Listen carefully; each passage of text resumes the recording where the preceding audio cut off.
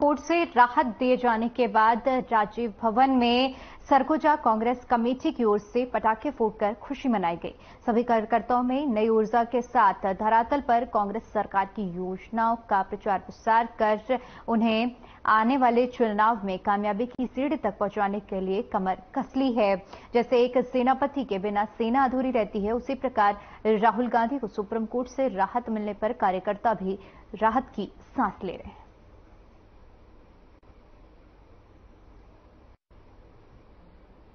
निश्चित ही ये सच्चाई की जीत हुई है। जिस तरह से राहुल गांधी जी ने आम जनता की लड़ाई लड़ते हैं, गरीबों की और किसानों की आवाज उठाते हैं, युवाओं छात्रों की आवाज उठाते हैं, जिस तरह से भारत जोड़ो यात्रा में उनकी जो एक छवि बनकर के आई, युवाओं के बीच में एक अच्छी छवि, उससे बौखला करके मोदी सरकार ने जो केंद्र की सरकार ने उनके ऊपर जो ये इस तरह का जो कराया है, घटना कराया है, आज न्यायपालिका ने जो इस पर रोक लगाया है, ये निश्चित ही सच्चाई की जीत है। और राहुल गांधी जी ने कहा है कि अब मैं सदन में फिर वापस जाऊंगा, फिर मैं जनता की आवाज उठाऊंगा, और उनका जो अदा था, जिस तरह से वो जनता की आवाज उठा रहे थे, वो लगातार उठाएंगे, वो डरने वाले नहीं।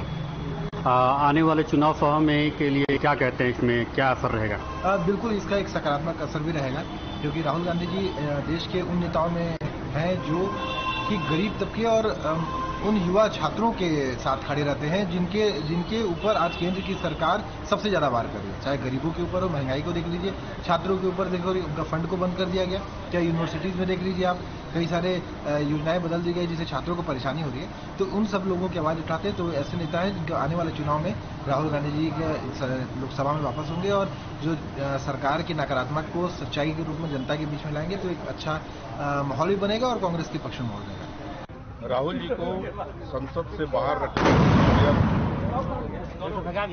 उन व्यक्तियों के समूह ने किया जो संसद को प्रणाम करके संसद को धोखा देने का काम कर रहे थे और संसद से जो भागते हैं, और वो लोगों के आज षड्यंत्र बेनकाब हुए हैं। और जिस त्वरित गति से राहुल जी के घर को खाली कराना, उनके लोकसभा सीट को शून्य घोषित कराने का जो एक प्रयास था, पूरे देश में आज भी जो लोकसभा के सांसद 5 साल से नहीं है, वो लोग घरों पे हैं, लेकिन राहुल जी के घर को तुरंत खाली कराया गया। ये बीजेपी की बहुत छोटी मानसिकता दिखती है, और मुझे ये लगता है कि कांग्रेस के कार्यकर्ता पूरे देश में आज ये महसूस करने लगे कि आज हमारा सेनापति फिर से लौट आया 2024 में मुंह तोड़ जवाब दे। सबसे पहले तो सुप्रीम कोर्ट का बहुत बहुत धन्यवाद। सत्य परेशान हो सकता है लेकिन पराजित नहीं हो सकता है। इसका उदाहरण आज सुप्रीम कोर्ट के इस फैसले से हुआ है जो कि राहुल गांधी को उनकी सदस्यता बहाल की गई है। गलत नीति के कारण जिस प्रकार से भाजपा के लोगों ने उन पर मानहानि का केस किया था, यह फैसला आने से न सिर्फ राहुल गांधी को बल्कि पूरे देश की जनता को ये संदेश मिला है कि आज भी देश में लोकतंत्र जीवित है, और ये लोकतंत्र का बहुत अच्छा उदाहरण है कि राहुल गांधी की सदस्यता आज बहाल हुई।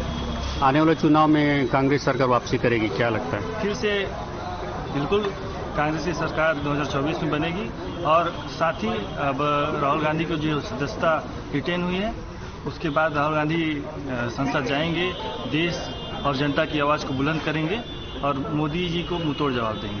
देखिए, आज माननीय सर्वोच्च न्यायालय ने जो ऐतिहासिक फैसला दिया हमारे राष्ट्रीय पूर्व अध्यक्ष राहुल गांधी जी के संदर्भ में, उसमें इतनी बड़ी तल्ख टिप्पणी भी आई कि 2 साल का जो अधिकतम सजा का प्रावधान है, वो निचली अदालत को क्यों देना पड़ा, इसका कोई क्लेरिफिकेशन न दे करके सीधा सजा देना माने किस ओर इंगित करता है। इतनी बड़ी टिप्पणी, और उस टिप्पणी के साथ ही उनको वापस बहाल करने का जो सर्वोच्च न्यायालय का आदेश आया, उसके स्वागत और खुशी में हम लोग आज राजीव भवन में खुशियां मना रहे हैं, और न्याय की जीत हुई, इसके लिए हम सभी कांग्रेस जन न्याय प्रणाली की धन्यवाद ज्ञापित करते हैं। सर्वोच्च न्यायालय ने जिस प्रकार से राहत दी है राहुल गांधी को, क्या लगता है कि उसके पीछे की क्या रही होगी, जिस प्रकार से उन्हें फंसाया गया और उनके खिलाफ षड्यंत्र रचा गया था? सर्वोच्च न्यायालय ने जो फैसला दिया, फैसले के साथ साथ जो टिप्पणी किया, वो अपने आप में ही पर्याप्त है किसी भी बात को प्रदर्शित करने के लिए। उसमें क्या षड्यंत्र है, नहीं षड्यंत्र है, ये तो षड्यंत्र करने वाले अच्छे से जान रहे हैं और मुंह की खाए हैं, और उनको सर्वोच्च न्यायालय ने आईना दिखा दिया है कि क्या षड्यंत्र था। किंतु ये बहुत बड़ी जीत है, लोकतंत्र की जीत है, न्याय प्रणाली की जीत है, प्रजातंत्र की जीत है। जिस तरह से एनडीए की सरकार ने, नरेंद्र मोदी जी ने लोकतंत्र की धज्जियां उड़ाई हुई थी, संसद की गरिमा को लगातार नीचे गिराया हुआ था उसे निम्न स्तर से लेकर के चले गए थे। इस बीच न्यायपालिका ने जो राहत राहुल गांधी जी को दी है और ये सवाल किया है कि क्या इतनी अधिकतम सजा की जरूरत थी। ये सब बहुत अच्छी चीजें हैं कि आज भी लोकतंत्र न्यायपालिका संभाले हुए है। तो क्या लगता है आने वाले चुनाव में क्या अच्छा होगा? जिस तरीके से भारत जल रहा है, आप देखिए मणिपुर में हिंसा हो रही है, हरियाणा में हिंसा हो रही है समय समय पर, और भाजपा शासित अन्य क्षेत्रों में हिंसा की घटनाएं सामने आ रही है। लोगों को पता चल गया है कि भारतीय जनता पार्टी का दूसरा नाम हिंसा है और इस हिंसा की राजनीति में नफरत के बाजार में मोहब्बत की दुकान जो राहुल गांधी जी खोल रहे हैं, ये निश्चित रूप से चलेगी और देश में फिर से एक बार कांग्रेस सत्ता में आएगी। जो फैसला आया है, देश हित के लिए फैसला आया है, ये जो आवाज है ये राहुल गांधी की आवाज नहीं है, ये उसकी आवाज है जो दलित है, वंचित है, शोषित है। हर दिन हमारा देश जो है आग के गोले में ढकला जा रहा है। जो देश जो बुद्ध का देश है, जो शांति का देश है, उस देश की आवाज को दबाया जा रहा था। सिर्फ राहुल गांधी की आवाज नहीं थी। और आप देख ही रहे कि हर समय उनको मौका ढूंढ रही है कि उनकी आवाज हम कैसे दबा लें। और वो कांग्रेस के सच्चे कार्यकर्ता है, उनके अंदर खून, उनके अंदर स्वतंत्रता सेनानी का प्लस बलिदानी का खून है।